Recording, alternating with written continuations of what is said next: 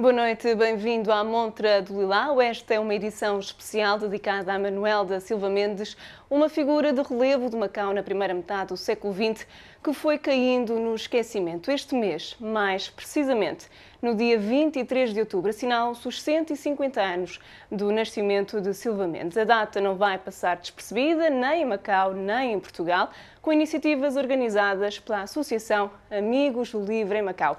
E por isso mesmo tenho aqui comigo em estúdio Teresa Sena, membro da Associação e investigadora do Centro de Estudos das Culturas Sino-Ocidentais do IPM. Boa noite, Teresa, obrigada por estar aqui connosco. Antes de avançarmos para as comemorações dos 150 anos, vamos recordar um pouco quem foi, afinal, esta figura de relevo aqui de Macau. O que é que, assim, em poucas palavras, como é que descreve Manuel da Silva Mendes? Ok, vou tentar ser breve. Boa noite aos telespectadores e obrigada à TDM por se ter lembrado realmente de relembrar esta figura importante de Macau. Manuel da Silva Mendes é um conhecido escritor de Macau. Dedicou-se sobretudo à divulgação da cultura chinesa, à arte chinesa, e também foi talvez o mais profundo pensador português sobre o pensamento taoísta. Portanto, uma figura de relevo em Macau, mas uma figura que integra um grupo, eu acho que isso é que era importante salientar, integra o grupo do funcionalismo ultramarino, que nos finais dos anos 90 do século XIX, naturalmente inícios do século XX, ele chega a Macau em 1901, vão renovar a elite e o pensamento da cidade. Portanto, estamos perante indivíduos detentores dos valores burgueses, indivíduos da cultura burguesa, do conhecimento enciclopédico, intervenientes, com uma postura cívica, naturalmente, além de pedagogos, neste caso, como muitos outros, todo um grupo que vai marcar Macau nessa altura, e são realmente os principais agentes na cidade do ensino laico. Isto é importante. Portanto, trazem todo um outro pensamento diferente daquele que tradicionalmente existia em Macau. Portanto, basicamente, um grande colecionador da arte, um profundo conhecedor do taoísmo e um pedagogo. Há muito para contar sobre Manuel da Silva Mendes. Fica agora com um breve perfil. Manuel da Silva Mendes, o nome da história de Macau caído no esquecimento português de Vila Nova de Famalicão, fez deste território Oriente casa durante quase metade da sua vida. Aqui viveu 30 anos, de 1901 a 1931, data da sua morte. Esta foi a morada na encosta da Guia, um edifício de estilo neoclássico mandado construir de raiz por Manuel da Silva Mendes. A casa é hoje a sede do Instituto Internacional de Tecnologia de Software da Universidade das Nações Unidas. Silva Mendes nasceu em 1867 em Famalicão, formou-se em Direito pela Universidade de Coimbra e cedo se juntou aos movimentos contra a monarquia. Desses anos de turbilhão ficou a obra Socialismo Libertário, Anarquismo, História e Doutrina. Um ensaio pioneiro, primeiro e único na história geral do socialismo libertário, escrito em Portugal no século XIX. À medida que o movimento das ideias libertárias se ia desenvolvendo, Manuel da Silva Mendes encontrou no Oriente a fonte das teorias socialistas anarquistas. A oportunidade para vir para Macau surgiu e em 1901 o republicano pisou este lado do mundo. Veio lecionar no Liceu de Macau, onde teve como colegas o poeta Camilo Peçanha. Foi reitor do Liceu, advogado e juiz da comarca. Rapidamente se rendeu à cultura, à arte e à religião chinesa. Apaixonado pela filosofia taoísta, Manuel da Silva Mendes publica 2 livros sobre o taoísmo e escreve diversos artigos em revistas e jornais. É considerado o primeiro estudioso português da filosofia taoísta chinesa. Como notável colecionador de arte, destacou-se pelos estudos pioneiros da Arque de Sequan. Foi um dos intelectuais mais representativos da história de Macau na primeira metade do século XX. Há uma rua e há uma travessa com o nome de Manuel da Silva Mendes, há também uma casa que pertenceu, existem inúmeros ensaios e escritos de Manuel da Silva Mendes. Qual considera ser efetivamente o papel mais influente que esta figura teve aqui em Macau, neste território? Eu penso, bom, em termos do que ele deixou de obra publicada, se calhar a maior influência foi na pedagogia, no ensino, como há pouco mencionei, mas nos textos que dele ficaram, sem dúvida nenhuma, foi o conhecimento e a sua interpretação do confucionismo. Portanto, e toda a sua reflexão sobre a religião chinesa, as descrições dos templos, o templo da Amá, que ele frequentava com assiduidade, onde conversava com os bonzos, com Niame, etc., e também de todas as festas chinesas. Obviamente que também na arte. E a sua coleção de arte está hoje patente, parte da coleção de arte de Silva Mendes está patente no Museu de Arte de Macau. Talvez a única, porque estamos também num período de colecionismo, contam-se, e parece que está estudado, que nessa altura, precisamente porque com a queda do Império Chinês, com a desestruturação que existia na China, portanto, os oficiais, mandarins, etc., pessoas com uma outra forma de estar na vida, perderam os seus rendimentos, perderam a sua estatura, o seu estatuto, e portanto ter-se-ão socorrido de vender as preciosidades que tinham. Portanto, havia toda uma grande oferta de espécies pictóricas, escultóricas, etc. Aqui umas falsas, outras verdadeiras, portanto há todo um movimento que se gera por parte dos ocidentais interessados nesse colecionismo chinês que encontrar-se-á que é preços acessíveis. Portanto, era muito frequente e é muito típico desta época a passagem pelos tintins, a passagem pelos antiquários, pelas casas de penhores, e, portanto, iam-se regateando, Silva Mendes iria regateando. E os outros. Como é que vê este interesse de Manuel da Silva Mendes, que quando chegou a Macau disse que não era um grande conhecedor da própria cultura chinesa? Como é que vê este interesse que depois tornou-se até pioneiro em vários estudos sobre a arte chinesa? Bom, é o que eu digo, era um pouco uma moda, mas ele não era grande conhecedor, não seria grande conhecedor da arte chinesa como os outros não eram, o Canupesan, etc.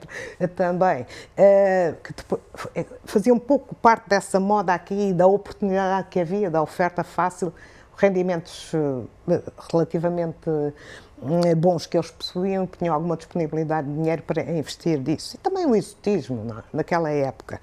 Que o Silva Mendes não tivesse aberto à cultura chinesa, enfim, não em profundidade, mas já no seu socialismo libertário acaba por radicar e dizer que talvez em Lao Tse esteja o princípio do igualitarismo. Portanto, enfim, ele já tinha alguma abertura para essas ideias.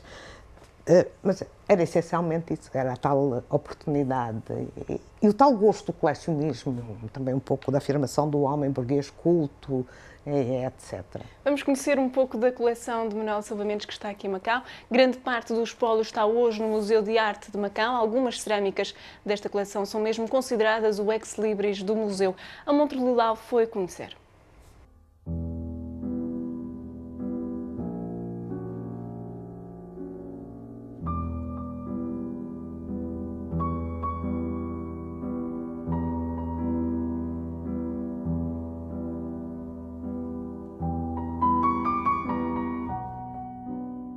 O Manuel da Silva Mendes chega a Macau em 1901, com 25 anos, tinha terminado a sua licenciatura e tinha feito uma tese sobre taoísmo chinês. Portanto, ele, quando vem para Macau, já tinha iniciado o seu interesse pela cultura e pela filosofia chinesa. A coleção original do Silva Mendes, quando dá entrada no Museu Luís de Camões, depois de um longo processo de aquisição, já incluía várias obras do George Sinery e também várias obras de um seu discípulo, o Lam Qua.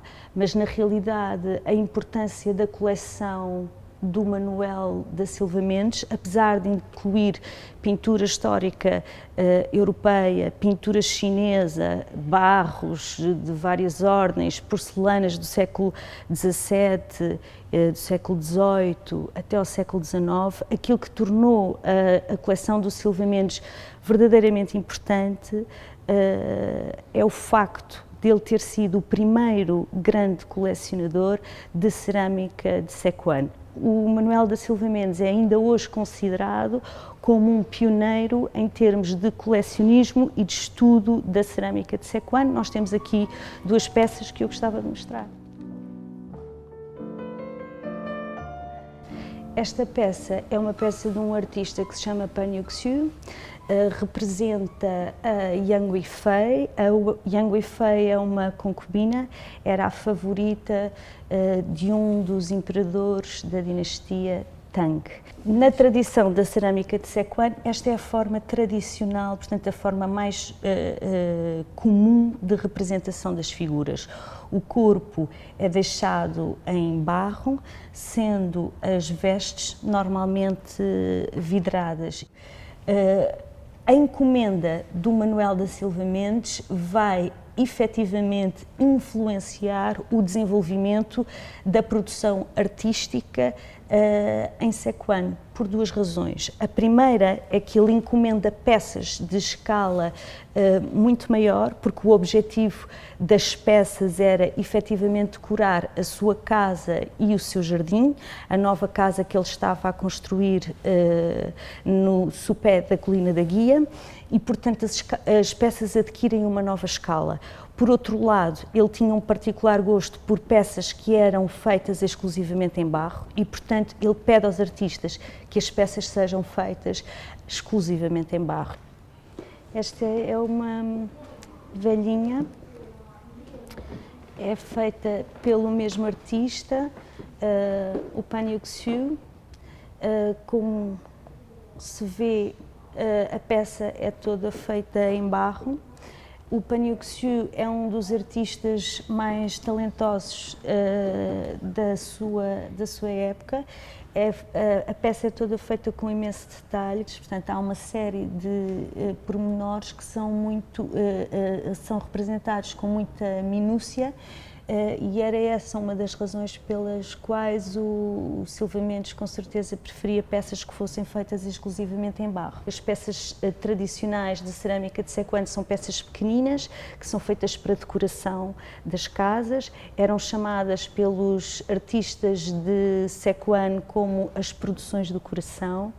E aqui a peça ganha toda uma nova escala. O que o Manuel da Silva Mendes faz, para além de colecionar, é efetivamente estudar as peças e estudar a tradição da cerâmica de Sichuan. Os estudos são os primeiros da época, portanto, o que ele tenta fazer, de alguma forma, é perceber quais são as origens desta cerâmica, como é que ela evoluiu e quais são os principais artistas do seu tempo, também quais são os personagens mais representados e quais são as razões pelas quais vale a pena colecionar cerâmica de Sichuan.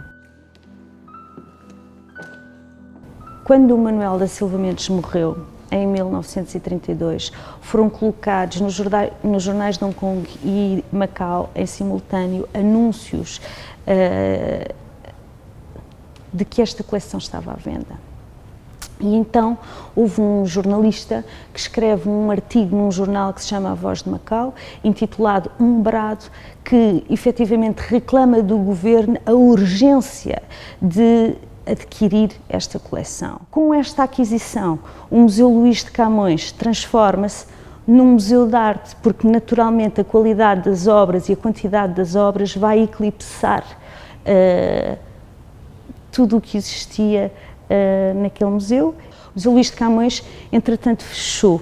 E depois, em 1999, quando este museu foi criado, o Museu de Arte de Macau, um novo museu que formalmente não se liga ao Museu Luís de Camões, efetivamente aquele espólio, parte daquele espólio, é transferido para o novo Museu de Arte de Macau. E é por essa via que chegamos aqui a esta galeria e ainda temos obras do Manuel da Silva Mendes para ver.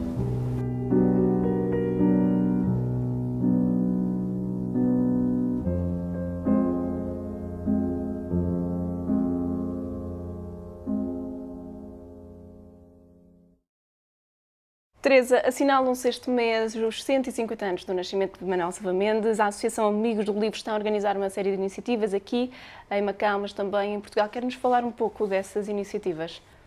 Sim, no dia 23 de outubro vai decorrer em Vila Nova de Famalicão uma iniciativa conjunta do Centro de Estudos Camilianos e também da Fundação, com patrocínio da Fundação Jorge Álvares e da Câmara e, obviamente, da Associação Amigos do Livro, um colóquio Macau, Memória e Pensamento em Manuel de Silva Mendes, no 150º aniversário do seu nascimento. Vai ter contribuições da Ana Cristina Alves, do António Aresta, que aliás tem sido o estudioso que mais se tem dedicado nos últimos tempos ao estudo do Silva Mendes, com uma publicação de uma série de artigos, neste momento com um ensaio já bastante global, num livro também de que eu vou falar a seguir. O Amadeu Gonçalves também vai falar sobre a relação de Manuel Silva Mendes e Vila Nova de Famalicão. O Aureliano Barata vai dar um olhar sobre o Macau e o seu ensino, através da obra pedagógica do Silva Mendes. Norberto Cunha, Silva Mendes e o marxismo. E Rui Lobo, é preciso fazer-nos chineses, do orientalismo à sinofilia, do expatriamento ao voto de Bodhisattva. Enfim, isto ocorrerá no preciso dia em que se assinala o 150º aniversário do seu nascimento. Em Macau também vai ser organizada uma iniciativa com o lançamento de um livro. Exatamente. Uma das preocupações da Associação dos Amigos do Livro foi precisamente reavivar além de relembrar o Silva Mendes, publicar de novo uma antologia dos trabalhos de Silva Mendes. O grande sinólogo e investigador que foi Luís Gonzaga Gomes, um macaense, que foi discípulo de Silva Mendes no Liceu, nos anos 40, 49, 50, publicou uma primeira coletânea dos artigos de Silva Mendes e depois, em 46, repetiu alguns desses artigos publicados e acrescentou-a em 4 volumes. Portanto, ele foi por toda a publicação dispersa do Manuel de Silva Mendes pelos jornais, porque ele era um intensivo colaborador na imprensa e tentou compilar e reunir toda a sua obra. E fez então essas coletâneas. O próprio Gonzaga Gomes admite que elas não estarão completas. E, para além disso, são livros a que já não se tem acesso hoje em dia. Portanto, com o patrocínio da Fundação Macau, a Associação Amigos do Livro vai lançar, precisamente nos princípios de dezembro, aqui em Macau, e está a lançar neste momento no tal seminário em Portugal, a primeira coleção, o primeiro volume dessa nova coleção dos ensaios do Silva Mendes, mas não é tout court a reedição dos textos. Contempla também algo que é bastante importante. É um avanço sobre o pensamento do Silva Mendes. Ora, nós já temos os textos publicados há bastante tempo, mas ensaios inovadores, tirando aquela perspectiva memorialista, etc., glorificante ou não, dos autores, está-se a fazer. E está-se a tentar que nesta série, que serão alguns volumes, talvez mais 2, que se incluam estudos inovadores sobre o Silva Mendes, utilizando exatamente este material que está à nossa disposição e questionando de uma outra maneira. Está o tal estudo de António Aresta, de que eu já me referi. Está um do Amadeu Gonçalves sobre exatamente o que aconteceu, qual foi o percurso de Silva Mendes entre Vila Nova de Famalicão e Macau. E um ensaio também completamente novo sobre a Vila Primavera, a tal e lindíssima casa de Silva Mendes, que é hoje a sede do Instituto de Software das Nações Unidas, ali ao pé na colina da Guia. Portanto, o primeiro volume sairá aqui em Macau por volta de dezembro, é isso? Os inícios de dezembro. Ficamos à espera. Muito obrigada, Teresa, por ter estado aqui connosco. Obrigada. Nós avançamos e antes de passarmos às recomendações da semana, damos um salto às comemorações da Semana Cultural da China e dos países da língua portuguesa. O Instituto de Português do Oriente voltou a realizar uma mostra de teatro em língua portuguesa. A companhia lusa Nómada Art and Public Space veio até Macau apresentar Solange, uma conversa de cabeleireiro. São 60 minutos de conversa de cabeleireiro. Em palco, a personagem é só uma, Solange. Reflexos da lambisgoia, paga. Maria Papoila, lavagem e corte, fiada até à próxima segunda, não me costuma falhar. Maria vai... Uma mulher com 40 e poucos anos e que, na verdade, faz uma espécie de síntese sobre as preocupações de uma mulher, neste caso que é cabeleireira e que, portanto, tem todo um pensamento acerca do mundo e tudo o que se passa no mundo. Tu és uma ilha solitária, rodeada de fêmeas por todos os lados. Não, e queriam elas, todas 6, 9 horas, embora muito atrasadas, coitadas. Se tu lhes dissesses que namoras um gajo, sério, tu namoras por tua iniciativa, quanto é risco um sujeito que te caiu no goto. Tu prolongas o prazer do engate pelas noites da imaginação adentro. Oh! Na verdade, o que se tentou fazer com este trabalho e com o texto de Regina Guimarães foi contrariar um pouco a ideia clichê que se tem de uma cabeleireira. Ou seja, nos primeiros 10 minutos do espetáculo nós encontramos com uma, se quiserem, com uma personagem muito caricatura, que vai de encontro àquilo que nós estamos à espera e que nós pensamos e que temos o preconceito relativamente a uma mulher que é cabeleireira e a tudo que acontece dentro de um cabeleireiro feminino. E ao longo do espetáculo nós vamos percebendo que há outras camadas nesta personagem e neste espaço e em tudo que acontece neste espaço. E vamos percebendo uma mulher super politizada, super atenta àquilo que está a acontecer à sua volta. E nós encontramos este espaço de cabeleireiro como um espaço de forte intimidade, onde enquanto as pessoas estão a cuidar delas e tem alguém a cuidar delas, muitas vezes é quando se vai ao cabeleireiro que se tem um pequeno momento de alguém cuidar de nós e muitas destas mulheres que vão a esta cabeleireira não tem ninguém que cuide delas na vida, não é? Então cria-se ali um momento muito, muito especial. Com presunção, água benta e muita laca. A moda antiga! Solange, uma conversa de cabeleireiro, foi apresentada no Teatro Dom Pedro V no sábado e na segunda-feira passada.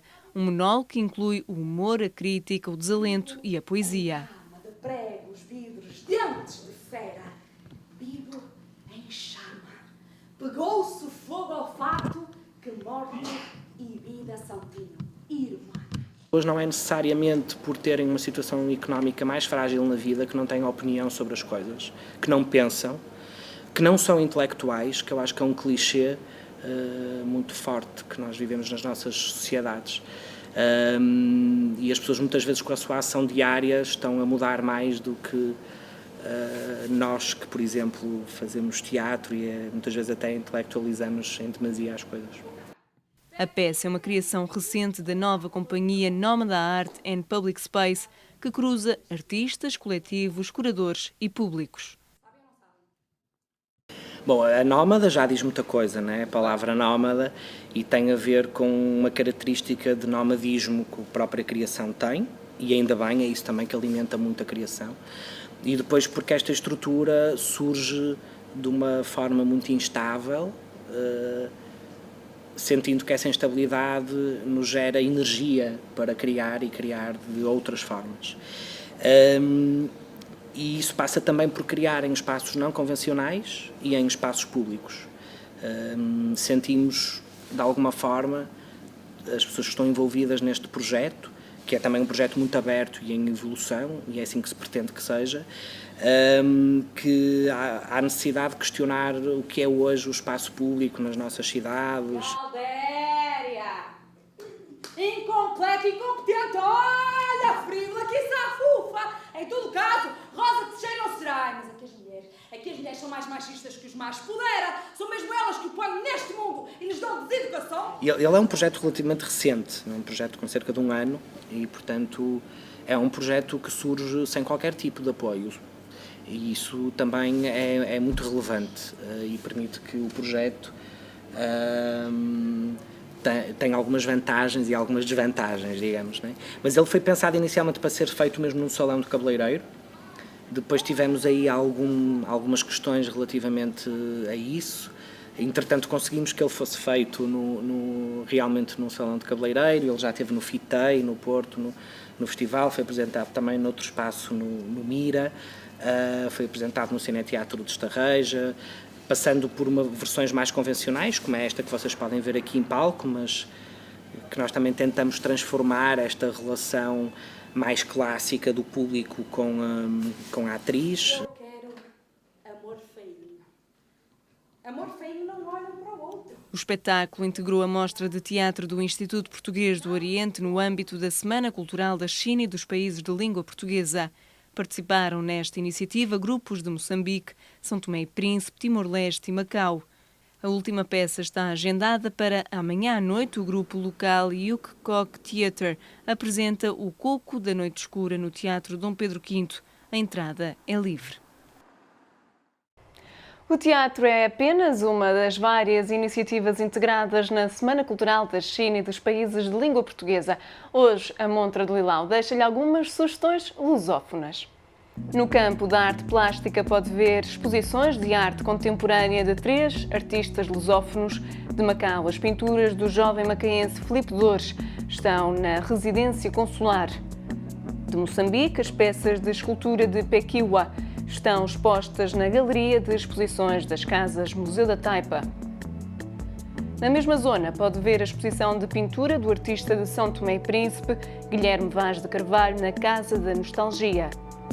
As mostras vão decorrer até dia 12 de novembro. E no mesmo local, na Zona do Carmo, vai haver festa a partir de amanhã, já conhecida Festa da Lusofonia.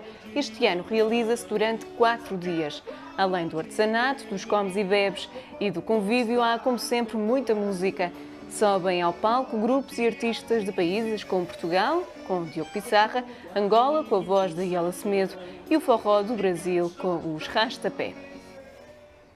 Mas como nem tudo é lusofonia, aponte também na agenda a exposição de Alan Wong na Galeria Taipa Village Art Space.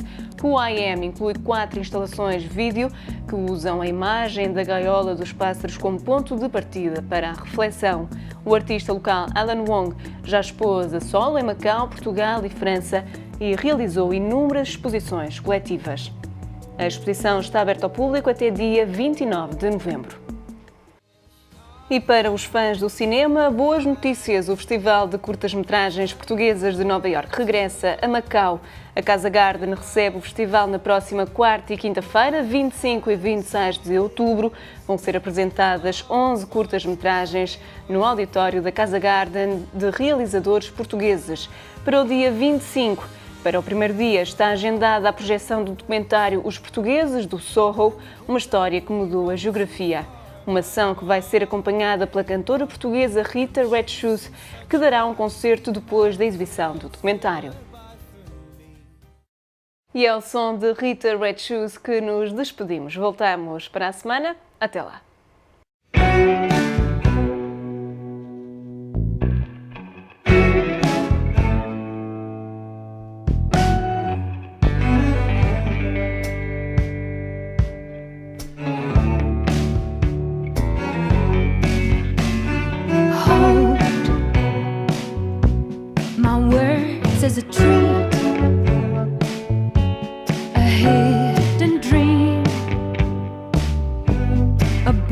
broken bond.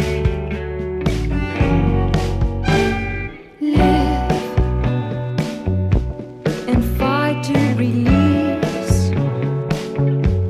I'm on my knees. I think I'm strong enough. I saw destiny rushing in my direction. I'll have to say goodbye, though I never lose my affection. Hold my words as a treat, a hidden dream, a broken bond. Live and fight to release. I'm on my knees. I think I'm strong enough. I saw those labels